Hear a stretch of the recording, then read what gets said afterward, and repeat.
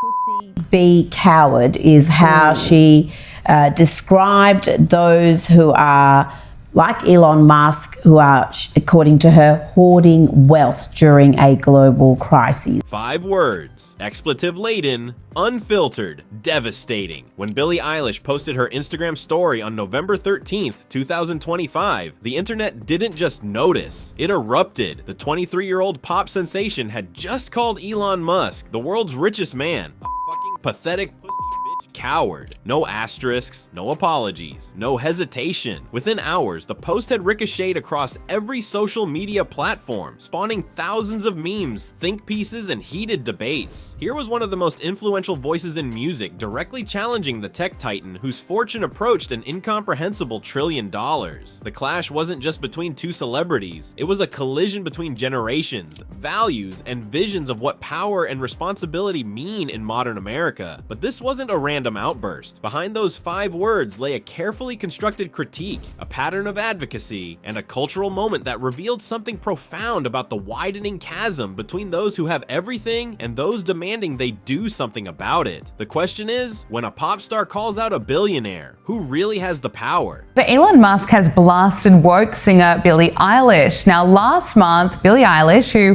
reportedly has a net worth of around $50 million and sells tickets to her show for around $200 to $400 each, told billionaires to give all their money away while accepting the Music Innovator Award.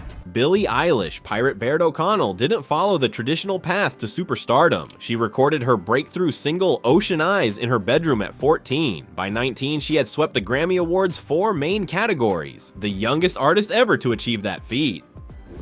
By 21, she'd won 2 Academy Awards. Her ascent wasn't just meteoric, it was historic, but something distinguished Eilish from the typical trajectory of young stars consumed by fame's machinery. While other celebrities carefully cultivated brand-friendly personas, Eilish cultivated a conscience. She became known not just for her haunting vocals and genre-defying sound, but for her unflinching willingness to speak uncomfortable truths. Climate activism, mental health advocacy, body autonomy, wealth inequality. She didn't shy away from the topics that make publicists nervous. By 23, Eilish had amassed an estimated net worth placing her among Forbes' world's 100 highest paid celebrities. Yet rather than retreating into the bubble of privilege, she turned her platform into a pulpit. Her Hit Me Hard and Soft tour wasn't just a commercial triumph, it became a vehicle for change, with Eilish pledging $11.5 million in proceeds to organizations fighting climate change and food insecurity. Meanwhile, on the other side of this cultural divide stood Elon Musk. The 54-year-old CEO of Tesla, SpaceX, and owner of X had become something more than wealthy. He had transcended into a category beyond conventional measurement, with a net worth estimated at $470.5 billion and climbing. Musk represented the apex of capitalist accumulation. His companies promised to revolutionize transportation, colonize Mars, and merge human consciousness with artificial intelligence. But his fortune came with controversy. Critics pointed to labor practices at Tesla factories, the environmental impact of cryptocurrency mining he'd promoted, and a pattern of erratic public behavior that ranged from bizarre Twitter proclamations to legal battles with regulators. His acquisition of Twitter, rebranded as X, had transformed the platform into a testing ground for his particular vision of free speech, one that seemed to prioritize his own voice above all others. These were the two figures now locked in a very public confrontation. The idealistic artist worth millions, the mercurial mogul worth hundreds of billions, and between them, a fundamental question about what the wealthy owed to the world that made them rich. The confrontation had been building for weeks, though neither participant may have realized it at the time. On October 29, 2025, Billie Eilish stood before an audience at the Wall Street Journal's Innovator Awards ceremony in New York. The room glittered with wealth and influence. Meta CEO Mark Zuckerberg sat in attendance. So did legendary director George Lucas. These were the titans of industry gathered to celebrate innovation and achievement. Eilish accepted her award with characteristic grace, and then she did something unexpected. She looked directly at the billionaires in the room and challenged them. I would just say, like, we're in a time right now where the world is really, really bad and really dark, and people need empathy and help more than kind of ever, especially in our country. And I'd say if you have money, it would be great to use it for good things and maybe give it to some people that need it. And love you all, but there's a few people in here that have a lot more money than me. And if you're a billionaire, why are you a billionaire? No hate, but yeah, give your money away, shorties. Love you guys. Thank you so much. Love you all, but there's a few people in here that have a lot more money than me, she said, her voice carrying the particular authority of someone who knows exactly what they're saying and means every word.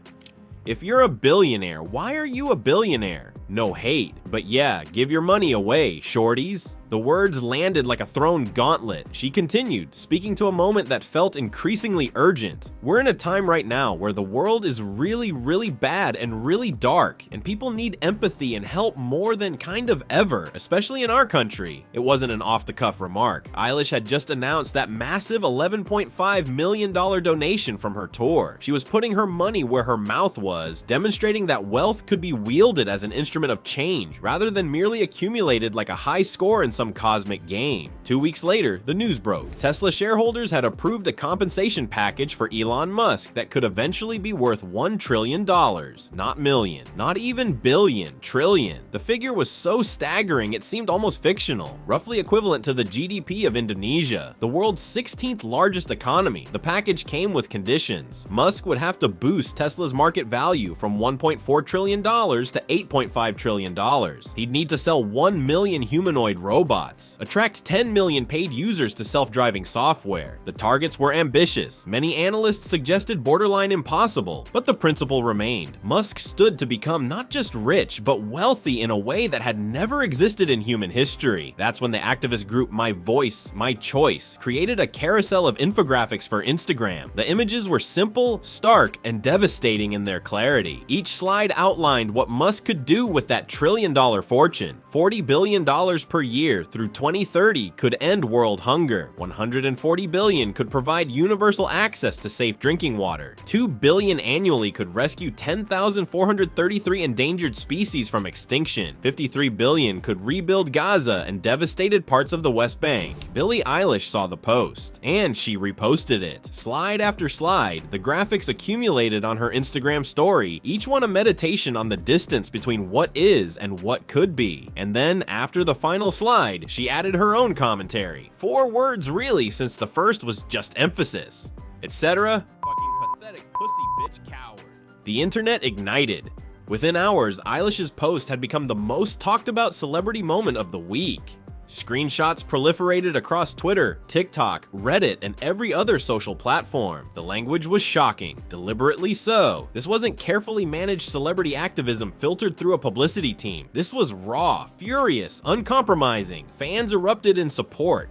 She said what we're all thinking became a common refrain. Memes flooded the internet. Creative variations on Eilish's statement applied to everything from student debt to healthcare costs. Gen Z in particular rallied around the singer, viewing her words as an articulation of generational frustration with billionaire wealth accumulation during an era of increasing precarity for everyone else. But the response wasn't uniformly positive. Critics questioned whether such inflammatory language advanced the cause of wealth redistribution or merely generated controversy. Some pointed out the irony of a millionaire celebrity criticizing a billionaire, though others countered that there existed several orders of magnitude difference between Eilish's estimated $50 million fortune and Musk's nearly $500 billion. The gap between $1 million and $1 billion isn't mathematics, it's morality. Financial commentators debated the specifics. Could Musk's wealth actually accomplish the goals outlined in those infographics? The reality was more complex than the graphics suggested. Much of Musk's wealth existed in Tesla stock, not liquid assets. Selling massive quantities would tank the share price, potentially doing more harm than good to the economy. And the notion that simply throwing money at issues like world hunger would solve them ignored the political, logistical, and structural challenges involved. Yet beneath the technical objections lay a simpler truth. Musk had demonstrated little interest in the kind of large-scale, systemic philanthropy practiced by someone like Bill Gates. While he donated billions to his own foundation, foundation, securing enormous tax breaks in the process. A New York Times investigation found his giving to be haphazard and largely self-serving. His foundation had minimal staff and gave away only a fraction of what it received annually. For several days, Musk remained silent. This itself was noteworthy. The man who seemed to tweet compulsively about everything from cryptocurrency to video games to his own corporate machinations said nothing about being called a pathetic coward by one of the world's most influential musicians. The silence couldn't last. On November 18th, Musk finally responded. He reposted the screenshot of Eilish's Instagram story to his X platform, adding his own commentary. 8 words, no rage, no profanity, just dismissal. She's not the sharpest tool in the shed. The response strategy was immediately recognizable. Musk had borrowed from a familiar playbook, the one deployed by his former Doge department colleague Donald Trump. When criticized by women, question their intelligence. Don't address the substance of their arguments. Don't engage with the moral framework they're proposing. Simply imply they're not smart enough to understand the issues they're raising. The counter response was immediate. Social media erupted again, this time defending Eilish. She'd won multiple Grammys, multiple Oscars, built an empire from her bedroom, and donated millions to charity. What had Musk done lately besides accumulate stock options and post increasingly erratic takes on his own platform? Strip away the profanity and the personal attacks, and what remains is a confrontation between two fundamentally incompatible worldviews. Eilish represents something that's been gaining momentum for years, a moral reckoning with extreme wealth. This isn't traditional socialist critique, though it shares some DNA. It's something more intuitive, more visceral. It's the simple question that increasingly haunts late capitalism. Why should anyone have $1 billion, much less hundreds of billions, much less $1 trillion, when millions struggle to afford food, housing, healthcare, and basic dignity? The question matters because we've entered an era of wealth concentration unprecedented in modern history. The richest 1% now own more than half of global wealth. In America, the gap between the wealthy and everyone else has grown wider than at any point since the Gilded Age. And unlike the industrial barons of that earlier era, many of whom eventually became philanthropists funding libraries, universities, and hospitals, today's tech billionaires seem more interested in space tourism and immortality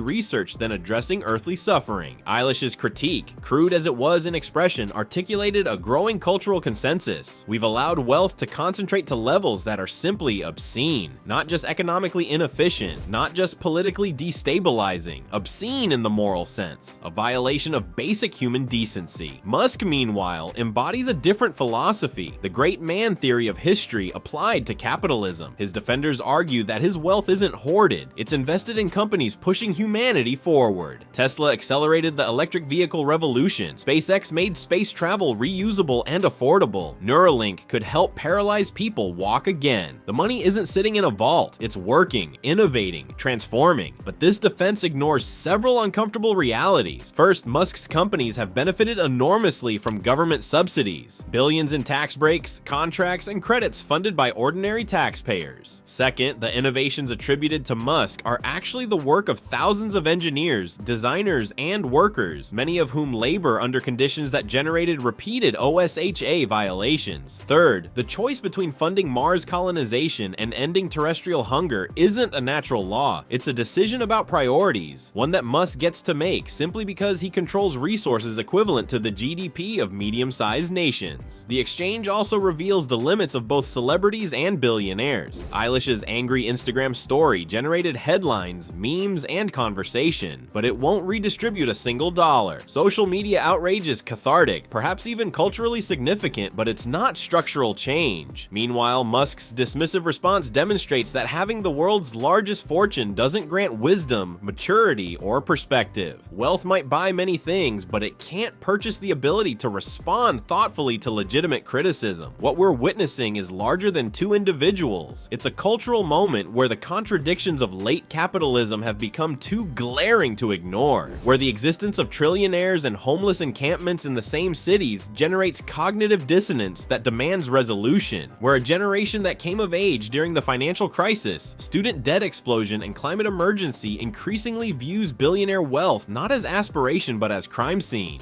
The confrontation between Eilish and Musk will likely fade from headlines, replaced by whatever controversy captures attention next, but the underlying tensions won't disappear, they'll intensify. For Eilish, this moment cements her position as more than an artist. She's becoming a generational voice, articulating the frustrations and values of young people who've inherited a world of burning forests, drowning coastlines, unaffordable housing, and crushing debt, while watching billionaires compete to reach Mars first. Her willingness to deploy shocking language demonstrates an understanding that polite critique gets ignored, while genuine outrage cuts through the noise. She'll likely continue this advocacy. The pattern is already established, using award speeches to challenge the wealthy, donating millions to charitable causes, speaking bluntly about inequality. Whether this translates into political action, endorsements, fundraising, direct involvement in campaigns remains to be seen, but Eilish has demonstrated she's not interested in the traditional celebrity path of careful neutrality. For Musk, the response to Eilish is consistent with his broader trajectory. He's become increasingly combative, increasingly willing to engage in petty feuds, increasingly convinced that criticism stems from ignorance rather than legitimate disagreement. His purchase of Twitter allowed him to control a major platform for public discourse, but it hasn't made him better at discourse itself. If anything, his responses have become more adolescent, more thin-skinned, more revealing of someone who's never learned to handle disagreement with grace. The trillion-dollar compensation package will likely never materialize. The performance targets are extreme, and Tesla faces mounting competition in the electric vehicle market. But even if Musk's wealth merely stagnates at its current incomprehensible level, the questions Eilish raised won't disappear. They'll grow louder, because the real question isn't about Musk specifically, it's about whether any democratic society can sustain levels of wealth inequality this extreme. It's about whether we'll continue allowing individuals to accumulate resources equivalent to the GDP of nations while essential workers struggle to pay rent. It's about what kind of world we're building and for whom. Politicians are already taking notice. Progressive candidates increasingly campaign on wealth taxes, higher marginal rates, and closing the loopholes that allow billionaires to pay lower effective tax rates than their secretaries. Public opinion has shifted. Polling consistently shows majority support for taxing the wealthy more heavily. The cultural conversation has moved. Whether any of this translates into policy change depends on factors beyond celebrity Instagram posts. It requires organizing, voting, pressuring representatives, building coalitions. But culture shapes possibility. What seems unthinkable becomes thinkable, then debatable, then inevitable. And voices like Eilish's, young, influential, unafraid, make the unthinkable thinkable.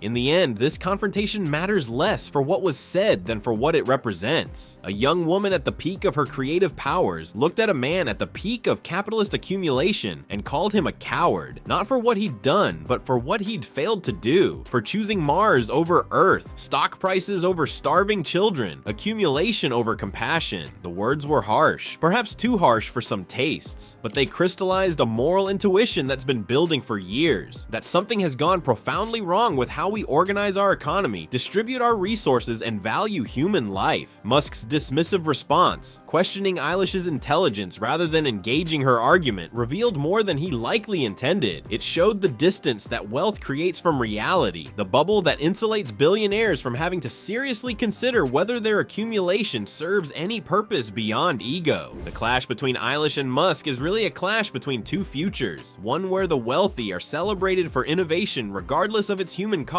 another where they're held accountable for what their wealth could accomplish but doesn't. History will determine which vision prevails, but in this moment, on a pop star's Instagram story, the question was posed with perfect, profane clarity. If you have the resources to save the world, and you don't, what does that make you? 5 words provided one answer, 8 words provided another, but the real answer, the one that matters, will be written not in social media posts, but in policy decisions, ballot boxes, and the choices we make about what kind of society we want to become. Whether we'll continue worshiping wealth as virtue, or finally recognize that some fortunes are too large to be moral, that some gaps are too wide to be sustainable, that some responsibilities come with power, whether the powerful accept them or not. The conversation has begun. How it ends remains to be seen, but it won't be silenced by dismissive tweets or careful PR statements, because once people start asking why billionaires exist, the answers, no matter how well funded, rarely satisfy.